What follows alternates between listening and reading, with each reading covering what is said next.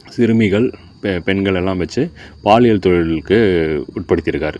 அதில் நிறைய பிரபலங்கள் சம்மந்தப்பட்டிருக்காங்க. அதாவது பிஸ்னஸ் பிரபலங்களாக இருக்கட்டும், அதுக்கப்புறம் நடிகர்கள், இந்த மாதிரி நிறைய பேர் இதில் வந்து சம்மந்தப்பட்டிருக்காங்க. ஸோ கடந்த வருடம் தர்மஸ்தலா சம்பவம் பற்றி நம்ம பார்த்தோம்.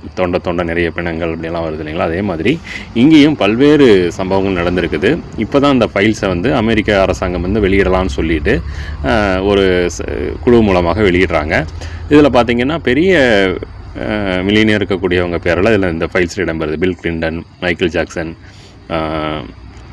ட்ரம்ப்பு, எலன் மாஸ்க்கு, ஸ்டீவன் ஹிட்டு, அவங்க எல்லாமே வந்து இந்த ஃபைல்ஸில் இன்னும் பல பேர் இருக்காங்க. அவங்க எல்லாமே சம்மந்தப்பட்டிருக்காங்க.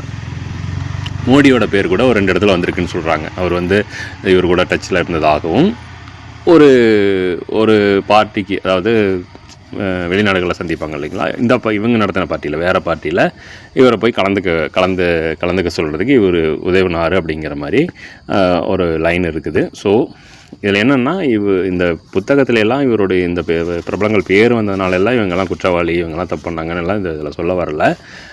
ஆனாலும் ஒரு சில நபர்கள்